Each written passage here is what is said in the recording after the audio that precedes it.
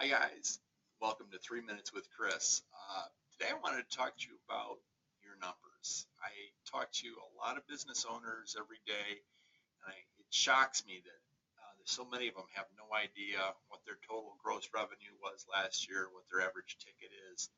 All these numbers are really, really important, and so I just wanted to cover a couple things with you on these and what you can do with these numbers, because if you know your numbers, then you can know where you're going to, and you can plan accordingly, and you can break it down to what you need to do today. That's really the most important thing that you're trying to figure out. What do I need to do today to achieve my goals? So um, we have huge whiteboards throughout our office, and I recommend them. You need to get the stuff written out, and so I don't know if you can see how big this thing is, but I mean, we got all this stuff, and this is just my office. We got whiteboards in every other office. So I really recommend those. But I'm just going to cover a couple of these numbers that you need to know. You need to know how much money you earned last year. That's your gross annual revenue. Okay. Now, if you're in a seasonal area, this is going to have some fluctuations. So I would also say that you need to know your monthly, not annually, your monthly revenue. Okay. So you're going to have peaks and valleys. So what I recommend that you do, and I don't know if you can see it here, is you write down all your months, okay?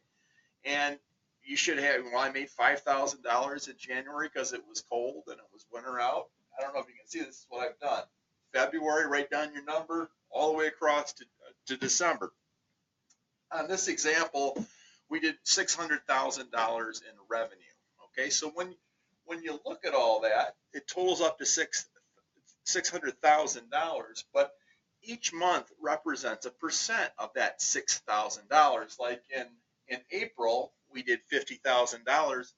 That's actually 8.3% of my business that I did the whole year. So the reason that these percentages are important is because now, if I want to say to myself, you know what, I want to do 800,000 next year, then I know that in April I'm going to have to do 8.3% of 800,000, which gets me, going from 50,000 to 67,000.